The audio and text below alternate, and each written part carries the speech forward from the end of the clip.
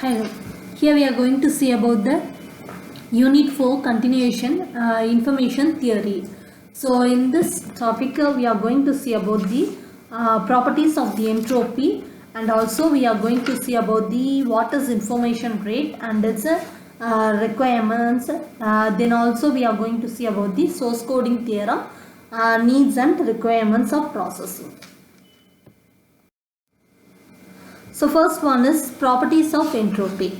So the entropy is 0 if the event is sure or it is impossible. That is H is equal to 0 if Pk equal to 0 or 1. So when Pk is equal to 1 by m for all the m symbols, then the symbols are equally likely. For such entropy, it is given as H is equal to log base to m. So the third one is upper bound on entropy is given as H max is equal to log base to m. So the proofs of these properties is given in the next slides. So the first property, that is calculate the entropy when Pk is equal to 0 and when Pk is equal to 1. So now we are going to see about the explanation for this property. So first we have to consider the equation, that is H is equal to summation k equal to 1 to m Pk log base to 1 by Pk. So since Pk is equal to 1, the above equations will be H is equal to summation k equal to 1 to m Pk log base 2 into 1 by 1. So that is equal to summation k equal to 1 to m log base 10 1 by log base 10 2. So that is equal to 0 since log base 10 1 is equal to 0. So now consider the second case, that is Pk is equal to 0. So instead of putting Pk equal to 0, directly let us consider the limiting cases.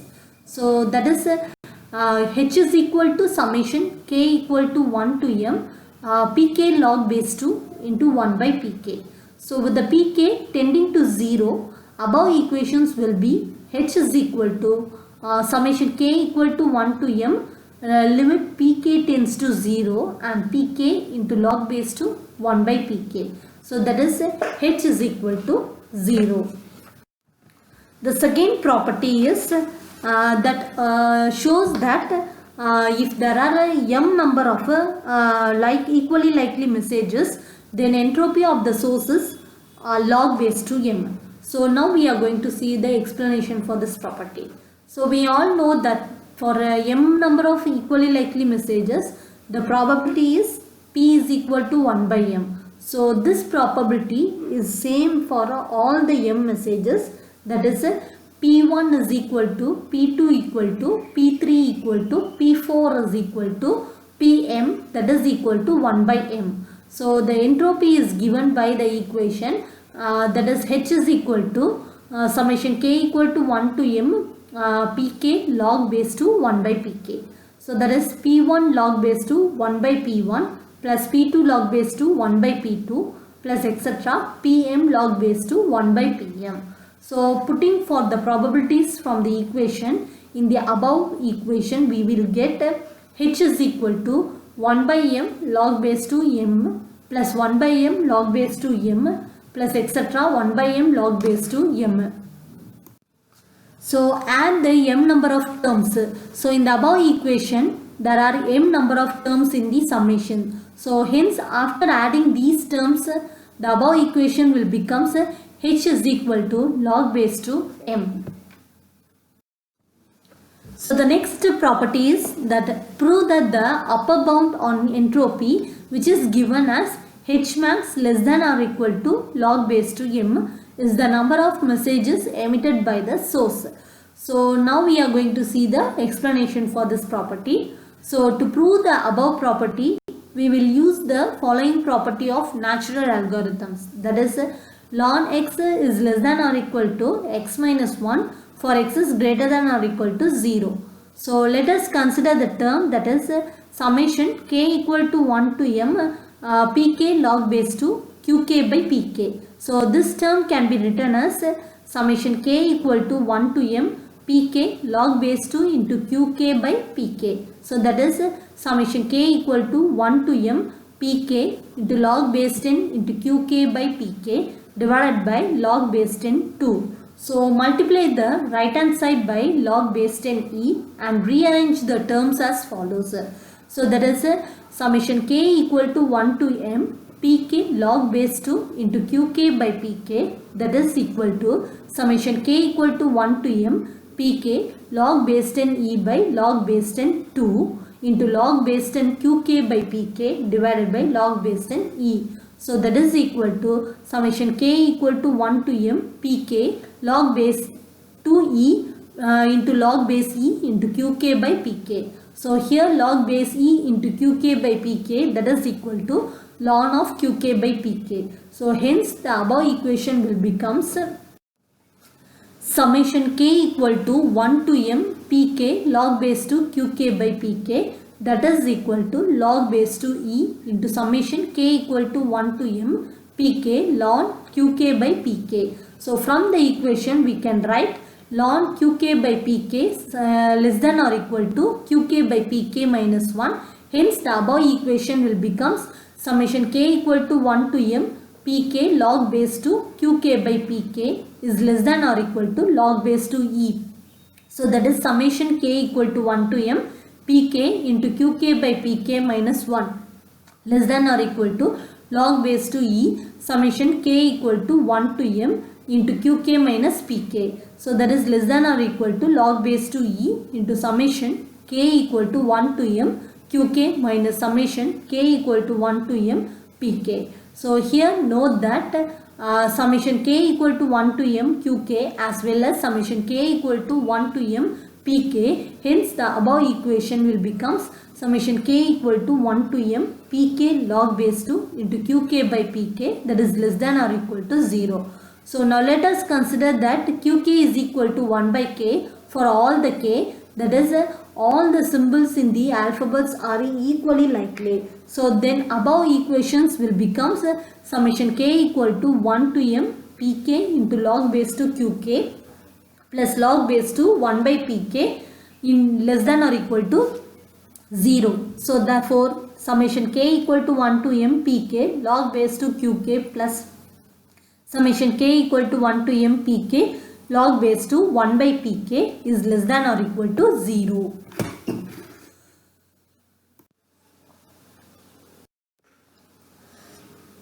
Next one, summation k equal to 1 to m into pk into log base 2 1 by pk, that will less than or equal to minus k is equal to 1 to m pk log base 2 qk is less than or equal to summation k equal to 1 to m pk log base 2 1 by qk.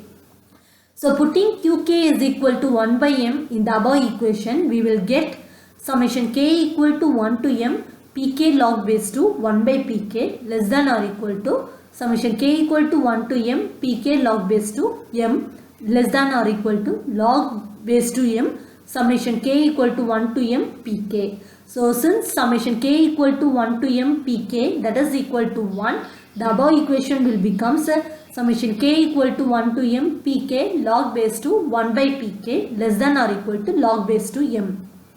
So the left hand side of the above equation is entropy h of x with arbitrary probability distribution, that is h of x is less than or equal to log base 2 m.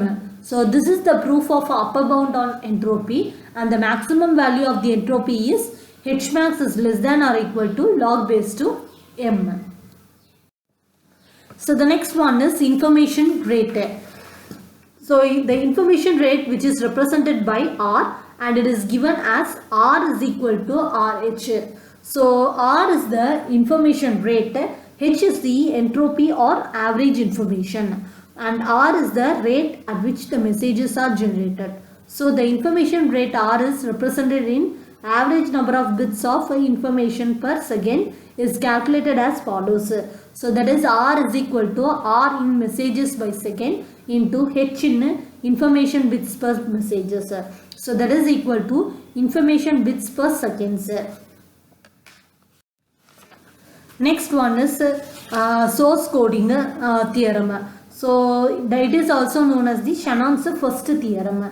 So the main needs of the efficient source encoding processes are, that is PCM, DM, ADM, DPCM are the source coding algorithm. So we know that PCM will allow some same number of binary digits to all the sample values. So the second one is, if all the messages are equally likely, then the PCM and similar other source codes encoders which will provide the maximum information rates. So third one is, if the messages are not equally likely, then the actual information rate is less than the maximum achievable rate. And the fourth one is the efficient source encoders which will use the statistical properties of the source. So frequently occurring messages are encoded with less number of binary digits, and rarely occurring messages are encoded with more number of binary digits. So the fifth one is, the efficient source encoding methods are also called variable length encoding algorithms. So they increase the information rate. Next one is requirements of the efficient source encoder. That in that time we are going to see about the average number of bits, code efficiency, etc. So the code words will generate by the encoder should be binary in nature, and the source code should be unique in nature. So that is, every code word should represent the unique message. So the next one is average number of bits, that is will be represented as n bar. So let there be L number of messages emitted by the sources. So the probability of the kth message is Pk, and the number of bits which will be assigned to this message be Nk. So then the average number of bits n bar in the code word of the message are given as n bar is equal to summation k equal to 0 to L minus 1 Pk Nk. The next one is code efficiency. So let n minimum be the minimum value of n bar. So then the coding efficiency of the source encoder is defined as eta is equal to n minimum by n bar. So the source encoder is called as the efficient if coding efficiency approaches unity. So in the other words, n minimum is less than or equal to n bar, and the coding efficiency is maximum when n minimum is equivalent to n bar.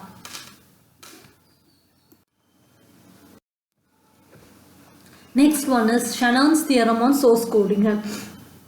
So the value of the n minimum can be determined with the help of the Shannon's first theorem, which is called as source coding theorem. So this theorem is also called Shannon's theorem on source coding. So it is stated as follows. That is, given a discrete memoryless source of entropy, the average code word length n bar for any distortionless source encoding is bounded as n bar is greater than or equal to h.